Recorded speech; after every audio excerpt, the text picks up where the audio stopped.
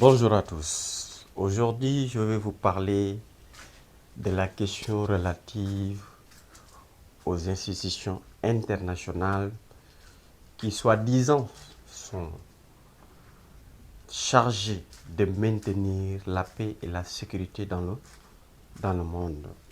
Je veux parler communément de l'ONU, l'Organisation des Nations Unies. Je ne pourrais parler de cette question sans pour autant vraiment faire le rapport entre la question russo-ukrainienne qui ne vraiment cesse d'alimenter les tensions entre Moscou et l'Occident. Il faut noter que cette question vraiment fait couler beaucoup d'encre et de salive ces dernières semaines et continue toujours à hanter le sommet des populations de l'Occident, mais aussi les populations de l'Est, parce qu'un pays, quand il est en guerre, vraiment, il n'a plus l'esprit tranquille. Et tous ces pays voisins même sont vraiment dans un souci de sécurité. Donc vraiment, c'est une question qui ne cesse de perturber l'humanité. Et surtout, vu la structuration de la configuration géopolitique, surtout à l'ère de la mondialisation, il faut noter que les sanctions orchestrées contre la Russie pour le dissuader à continuer la guerre ne seraient sans conséquence pour l'Occident, mais également pour le peuple africain. Mais avant d'aller dans le fond du sujet, j'aimerais d'abord revenir sur le discours de Poutine, qui vraiment a préféré utiliser le mot opération spéciale plutôt le mot guerre, qui, il faut noter, est très intelligent de sa part parce que le mot guerre a une signification particulière au regard des lois internationaux et qui est sévèrement sanctionné, ce qui d'ailleurs permet à Poutine quand même peut-être éventuellement d'éviter toutes sortes de conséquences qui lui lieraient à l'auteur de cette guerre. Mais cela nous permet quand même d'entrer dans le sujet. Il faut noter que le monde d'aujourd'hui, en termes de paix et de sécurité, n'est que l'apanage de l'ONU, parce que c'est lui qui décide quand est-ce qu'il faut envoyer des casques bleus ou non. Et pratiquement beaucoup de pays ont préféré donner ce pouvoir absolu à cette institution d'intervenir militairement dans un pays souverain. Mais la question fondamentale qu'il faut se poser, c'est de savoir une telle institution qui joue d'un tel pouvoir, doit-il faire l'objet de manipulation, de corruption ou de discrimination? C'est une question très importante. Et vous allez forcément me répondre par la négative. Mais sachez que l'ONU, au sein de l'ONU, il y a une manipulation, il y a de la corruption, mais il y a de la discrimination. Pourquoi il y a de la manipulation? Le président russe vient de l'affirmer dans son discours. Le secrétaire général de l'ONU, qui tient dans sa main des poudres signifiant qu'il s'agit de l'arme chimique, alors qu'en réalité, c'était tous une conspiration. C'est dangereux pour une telle institution. Mais en venant de la discrimination, en parlant de la discrimination, tous les pays signataires de la Charte des Nations Unies ont-ils le même traitement? Mais non.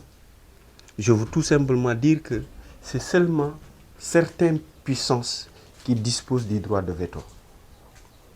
Voilà un détail qui, ne serait-ce que ça, remet en cause l'impartialité de cette institution.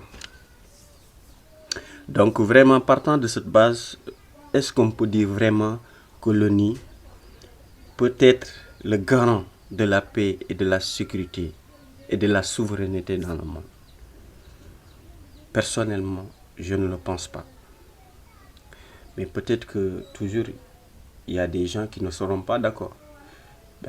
Il y a des gens qui disent que vraiment l'ONU joue un rôle très important dans le maintien de la paix et de la sécurité dans le monde. Ça, vraiment, je ne le dis, je le refute pas. Mais si vous me dites que l'ONU est impartiale, vraiment, dites-moi comment vous allez expliquer la guerre en Irak, où les Américains sont intervenus dans l'intérêt de bénéficier du pétrole irakien. Ils ont détruit l'Irak. Ils ont détruit l'Irak. Tous les investissements sont pillés. Ils ont assassiné le président Saddam Hussein, élu démocratiquement. Ils ne se limitent pas à ça. En Syrie, si ce n'était pas la Russie de Poutine, on ne parlera plus de Bachar el-Assad. Le mec, ça serait un vieux souvenir. Venons-en en Afrique. L'OTAN, avec toujours la collaboration des États-Unis, ont violé la souveraineté internationale d'un pays. Assassiné le guide libyen, tout ça au nom de quoi? Au nom pour leurs propres intérêts. Que sont devenus tous ces pays? Que sont devenus tous ces pays? Où était l'ONU? Vraiment, c'est pourquoi pour moi, il est temps de revoir l'Organisation des Nations Unies. Puisqu'on a vraiment l'impression que c'est l'ONU, que l'ONU c'est les États-Unis. L'ONU c'est l'Occident. Plus précisément les États-Unis. Parce que c'est eux qui décident. Et tout ce qu'ils décident, c'est à exécuter. S'ils ne sont pas d'accord, il n'y a rien. Il n'y a rien du tout. Et il faut dire que c'est le même scénario qui est en train de se dérouler à l'Est. Mais cette fois-ci, c'est sous une autre forme. Qu'est-ce qui explique cela? Parce que tout simplement, la Russie est une puissance nucléaire, est une puissance militaire. Donc, aller en conflit direct avec la Russie serait un risque dangereux. Et Poutine a compris le jeu et ne se laisse pas faire. Parce que, vu l'attitude du mec, il est prêt à tout. Et d'ailleurs, je pense que c'est ce qui les Occidentaux ont très bien compris. C'est là qu'ils ont préféré ou bien qu'ils sont obligés d'appliquer des sanctions économiques et diplomatiques plutôt que d'aller en front contre la Russie. Parce qu'il faut dire, puisqu'une escalade militaire serait vraiment un risque dangereux, très dangereux même pour l'humanité. Car cela vraiment pourrait conduire à une troisième guerre mondiale qui mettrait fin à la civilisation humaine. Et je pense que les Occidentaux ne sont pas prêts à ça. C'est pourquoi il faut dire que Poutine, en quelque sorte, c'est un mec viril. C'est pas que je le défends, mais lui, il est prêt à défendre son pays. Il est prêt à mourir pour son pays. Et c'est ce qui est rare pour un dirigeant, surtout nos dirigeants actuels. C'est rare de voir des hommes d'État qui sont aussi engagés pour la cause de leur peuple. Et ça, c'est quelque chose à saluer pour la part de Poutine. Je ne suis pas en train de dire que je suis pour Poutine. Non, je suis juste en train de saluer l'attitude qu'il a pour défendre son peuple. C'est ça. Donc, c'est pourquoi je me demande quand et comment finira cette guerre entre la Russie et l'Ukraine. Et quelles seraient les relations entre la Russie et l'Occident après cette guerre?